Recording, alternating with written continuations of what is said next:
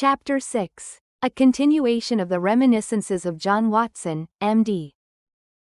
Our prisoner's furious resistance did not apparently indicate any ferocity in his disposition towards ourselves. For on finding himself powerless, he smiled in an affable manner, and expressed his hopes that he had not hurt any of us in the scuffle.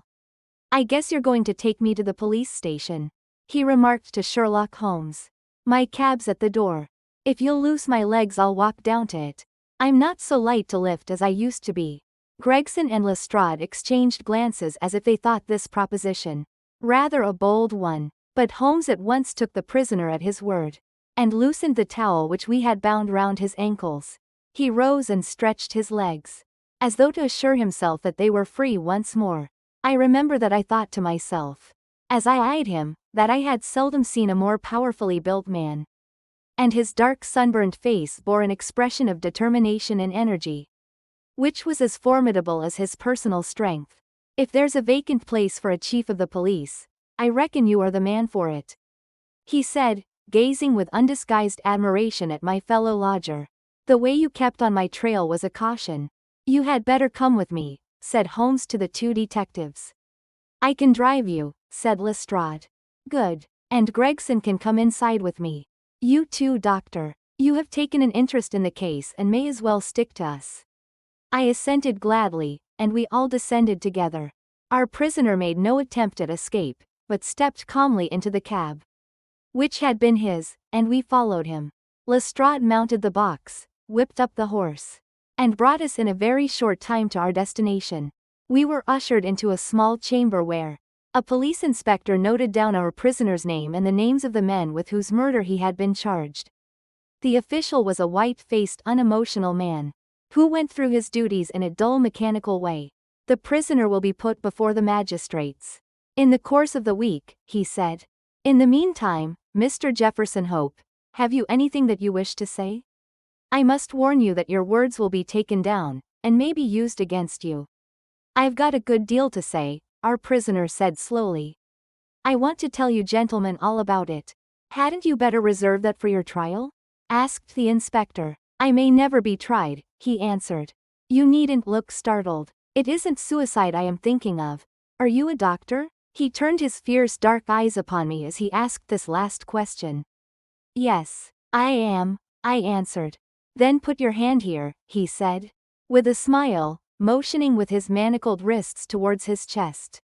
I did so, and became at once conscious of an extraordinary throbbing and commotion, which was going on inside. The walls of his chest seemed to thrill and quiver as a frail building would do inside when some powerful engine was at work. In the silence of the room I could hear a dull humming and buzzing noise, which proceeded from the same source. "Why," I cried, "you have an aortic aneurysm." "That's what they call it," he said, placidly. "I went to a doctor last week about it, and he told me that it is bound to burst before many days passed. It has been getting worse for years. I got it from overexposure and underfeeding among the Salt Lake Mountains. I've done my work now, and I don't care how soon I go. But I should like to leave some account of the business behind me. I don't want to be remembered as a common cutthroat." The inspector and the two detectives had a hurried discussion as to the advisability of allowing him to tell his story. "Do you consider, Doctor, that there is immediate danger?" the former asked. "Most certainly there is," I answered. "In that case it is clearly our duty, in the interests of justice, to take his statement," said the inspector.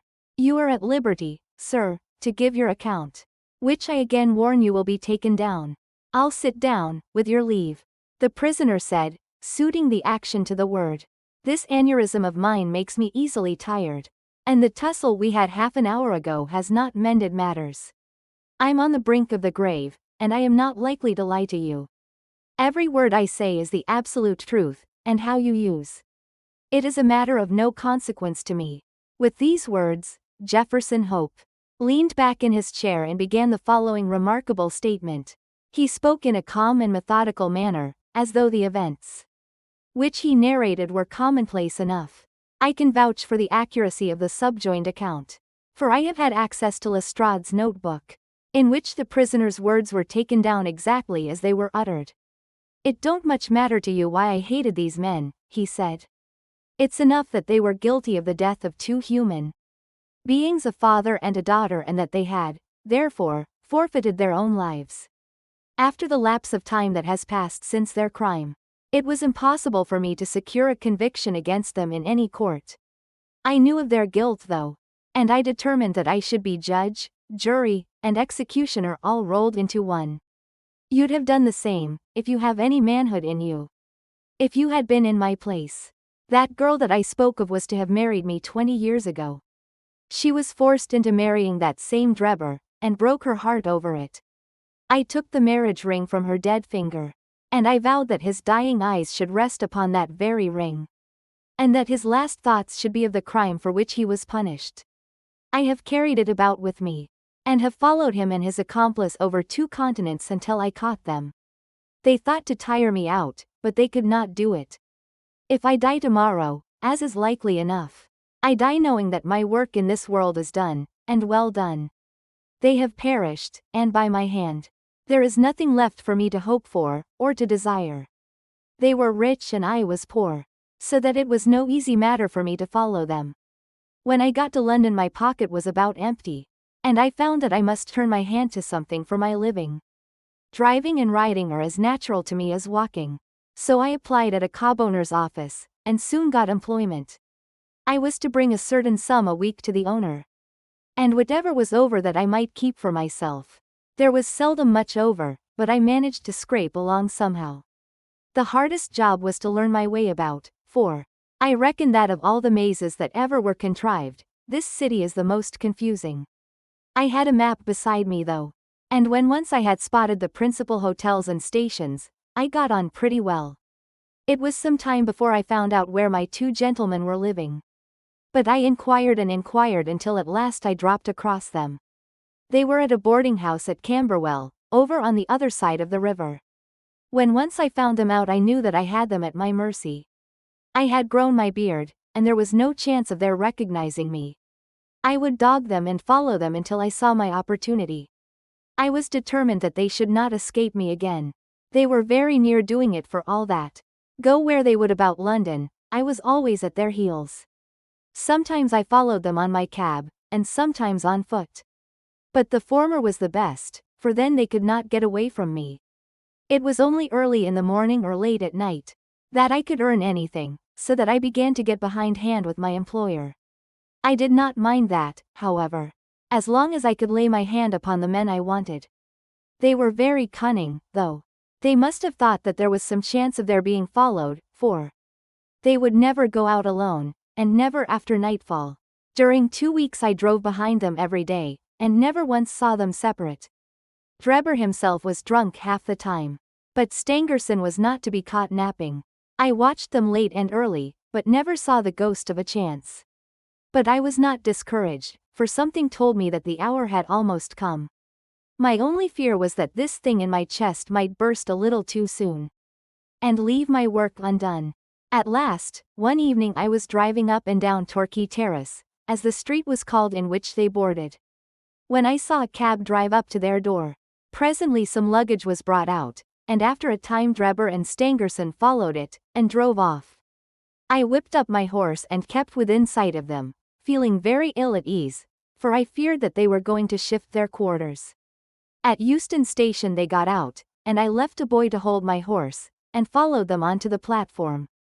I heard them ask for the Liverpool train, and the guard answer that one had just gone and there would not be another for some hours.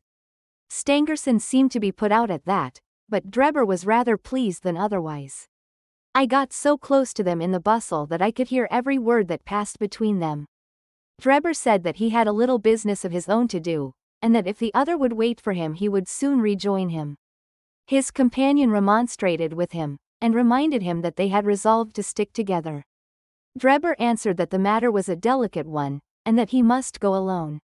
I could not catch what Stangerson said to that, but the other burst out swearing, and reminded him that he was nothing more than his paid servant, and that he must not presume to dictate to him. On that the secretary gave it up as a bad job, and simply bargained with him that if he missed the last train he should rejoin him at Halliday's private hotel. To which Drebber answered that he would be back on the platform before 11, and made his way out of the station. The moment for which I had waited so long had at last come. I had my enemies within my power. Together they could protect each other, but singly they were at my mercy. I did not act, however, with undue precipitation. My plans were already formed. There is no satisfaction in vengeance unless the offender has time to realize who it is that strikes him, and why retribution has come upon him. I had my plans arranged by which I should have the opportunity of making the man who had wronged me understand that his old sin had found him out. It chanced that some days before a gentleman who had been engaged in looking over some houses in the Brixton Road had dropped the key of one of them in my carriage. It was claimed that same evening, and returned. But in the interval I had taken a molding of it, and had a duplicate constructed.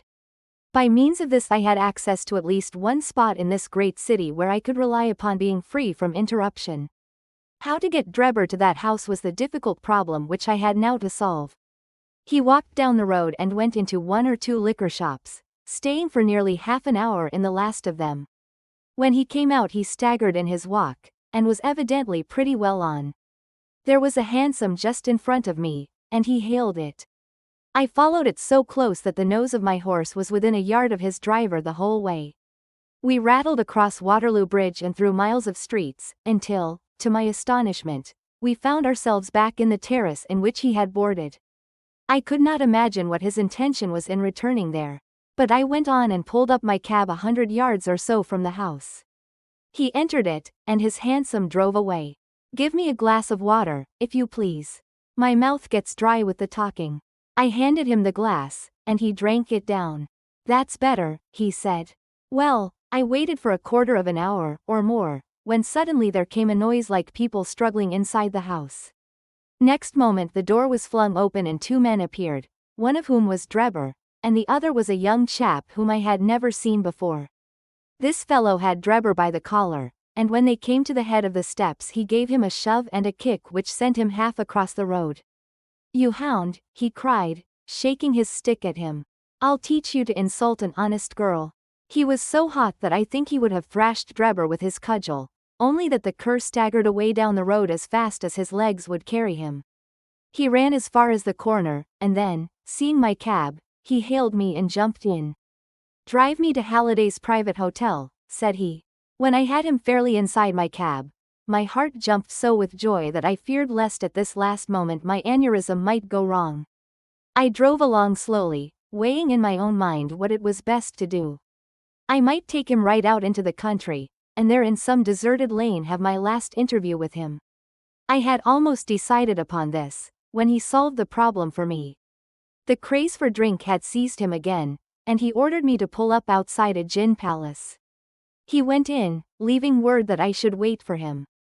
There he remained until closing time, and when he came out he was so far gone that I knew the game was in my own hands. Don't imagine that I intended to kill him in cold blood. It would only have been rigid justice if I had done so, but I could not bring myself to do it. I had long determined that he should have a show for his life if he chose to take advantage of it. Among the many billets which I have filled in America during my wandering life, I was once janitor and sweeper out of the laboratory at York College. One day the professor was lecturing on poisons, and he showed his students some alkaloid, as he called it, which he had extracted from some South American arrow poison, and which was so powerful that the least grain meant instant death. I spotted the bottle in which this preparation was kept, and when they were all gone, I helped myself to a little of it. I was a fairly good dispenser, so I worked this alkaloid into small, soluble pills, and each pill I put in a box with a similar pill made without the poison. I determined at the time that when I had my chance, my gentlemen should each have a draw out of one of these boxes, while I ate the pill that remained. It would be quite as deadly, and a good deal less noisy than firing across a handkerchief. From that day I had always my pill boxes about with me, and the time had now come when I was to use them. It was nearer 1 than 12, and a wild, bleak night, blowing hard and raining in torrents. Dismal as it was outside, I was glad within, so glad that I could have shouted out from pure exultation. If any of you gentlemen have ever pined for a thing, and longed for it during 20 long years, and then suddenly found it within your reach, you would understand my feelings. I lit a cigar, and puffed at it to steady my nerves, but my hands were trembling, and my temples throbbing with excitement. As I drove, I could see old John Ferrier and sweet Lucy looking at me out of the darkness and smiling at me, just as plain as I see you all in this room. All the way they were ahead of me, one on each side of the horse until I pulled up at the house in the Brixton Road. There was not a soul to be seen, nor a sound to be heard, except the dripping of the rain. When I looked in at the window, I found Drebber all huddled together in a drunken sleep. I shook him by the arm. "It's time to get out," I said. "All right, cabby," said he. I suppose he thought we had come to the hotel that he had mentioned, for he got out without another word, and followed me down the garden. I had to walk beside him to keep him steady, for he was still a little top-heavy. When we came to the door, I opened it, and led him into the front room. I give you my word that all the way, the father and the daughter were walking in front of us. "It's infernally dark," said he, stamping about. "We'll soon have a light," I said, striking a match and putting it to a wax candle which I had brought with me. "Now, Enoch Drebber," I continued, turning to him, and holding the light to my own face. "Who am I?" He gazed at me with bleared, drunken eyes for a moment. And then I saw a horror spring up in them, and convulse his whole features, which showed me that he knew me. He staggered back with a livid face, and I saw the perspiration break out upon his brow, while his teeth chattered in his head. At the sight, I leaned my back against the door and laughed loud and long.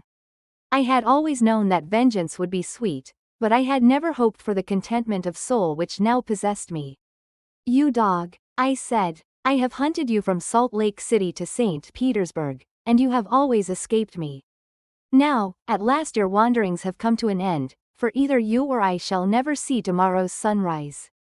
He shrunk still further away as I spoke, and I could see on his face that he thought I was mad. So I was for the time. The pulses in my temples beat like sledge-hammers, and I believe I would have had a fit of some sort if the blood had not gushed from my nose and relieved me. "What do you think of Lucy Ferrier now?" I cried, locking the door, and shaking the key in his face. "Punishment has been slow in coming, but it has overtaken you at last." I saw his coward lips tremble as I spoke. He would have begged for his life, but he knew well that it was useless. "Would you murder me?" he stammered. "There is no murder," I answered. "Who talks of murdering a mad dog? What mercy had you upon my poor darling, when you dragged her from her slaughtered father, and bore her away to your accursed and shameless harem?" "It was not I who killed her father," he cried. "But it was you who broke her innocent heart," I shrieked, thrusting the box before him. "Let the high God judge between us. Choose and eat. There is death in one and life in the other. I shall take what you leave. Let us see if there is justice upon the earth, or if we are ruled by chance." He cowered away with wild cries and prayers for mercy, but I drew my knife and held it to his throat until he had obeyed me. Then I swallowed the other, and we stood facing one another in silence for a minute or more, waiting to see which was to live and which was to die. Shall I ever forget the look which came over his face when the first warning pangs told him that the poison was in his system? I laughed as I saw it, and held Lucy's marriage ring in front of his eyes.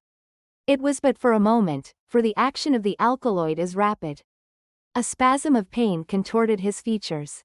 He threw his hands out in front of him, staggered, and then, with a hoarse cry, fell heavily upon the floor. I turned him over with my foot, and placed my hand upon his heart. There was no movement. He was dead. The blood had been streaming from my nose, but I had taken no notice of it. I don't know what it was that put it into my head to write upon the wall with it. Perhaps it was some mischievous idea of setting the police upon a wrong track, for I felt light-hearted and cheerful. I remembered a German being found in New York with "Reich" written up above him. And it was argued at the time in the newspapers that the secret societies must have done it. I guessed that what puzzled the New Yorkers would puzzle the Londoners, so I dipped my finger in my own blood and printed it on a convenient place on the wall. Then I walked down to my cab and found that there was nobody about, and that the night was still very wild. I had driven some distance when I put my hand into the pocket in which I usually kept Lucy's ring, and found that it was not there. I was thunderstruck at this, for it was the only memento that I had of her. Thinking that I might have dropped it when I stooped over Drebber's body, I drove back, and leaving my cab in a side street. I went boldly up to the house, for I was ready to dare anything rather than lose the ring. When I arrived there, I walked right into the arms of a police officer who was coming out, and only managed to disarm his suspicions by pretending to be hopelessly drunk. That was how Enoch Drebber came to his end. All I had to do then was to do as much for Stangerson, and so pay off John Ferrier's debt. I knew that he was staying at Halliday's private hotel, and I hung about all day, but he never came out. I fancy that he suspected something when Drebber failed to put in an appearance. He was cunning, was Stangerson, and always on his guard. If he thought he could keep me off by staying indoors, he was very much mistaken. I soon found out which was the window of his bedroom, and early next morning, I took advantage of some ladders which were lying in the lane behind the hotel, and so made my way into his room in the grey of the dawn. I woke him up and told him that the hour had come when he was to answer for the life he had taken so long before. I described Drebber's death to him, and I gave him the same choice of the poisoned pills. Instead of grasping at the chance of safety which that offered him, he sprang from his bed and flew at my throat. In self-defense I stabbed him to the heart. It would have been the same in any case, for Providence would never have allowed his guilty hand to pick out anything but the poison. I have little more to say, and it's as well, for I am about done up. I went on cabbing it for a day or so, intending to keep at it until I could save enough to take me back to America. I was standing in the yard when a ragged youngster asked if there was a cabby there, called Jefferson Hope, and said that his cab was wanted by a gentleman at number 221B, Baker Street. I went round, suspecting no harm, and the next thing I knew, this young man here had the bracelets on my wrists, and as neatly shackled as ever I saw in my life. That's the whole of my story, gentlemen. You may consider me to be a murderer, but I hold that I am just as much an officer of justice as you are. So thrilling had the man's narrative been, and his manner was so impressive that we had sat silent and absorbed. Even the professional detectives, blasé as they were in every detail of crime, appeared to be keenly interested in the man's story. When he finished, we sat for some minutes in a stillness, which was only broken by the scratching of Lestrade's pencil as he gave the finishing touches to his shorthand account. There is only one point on which I should like a little more information, Sherlock Holmes said at last. Who was your accomplice who came for the ring which I advertised? The prisoner winked at my friend jocosely. I can tell my own secrets, he said. But I don't get other people into trouble. I saw your advertisement, and I thought it might be a plant, or it might be the ring which I wanted.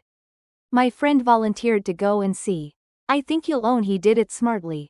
Not a doubt of that, said Holmes heartily. Now, gentlemen, the inspector remarked gravely, the forms of the law must be complied with. On Thursday the prisoner will be brought before the magistrates, and your attendance will be required. Until then I will be responsible for him. He rang the bell as he spoke, and Jefferson Hope was led off by a couple of warders, while my friend and I made our way out of the station and took a cab back to Baker Street.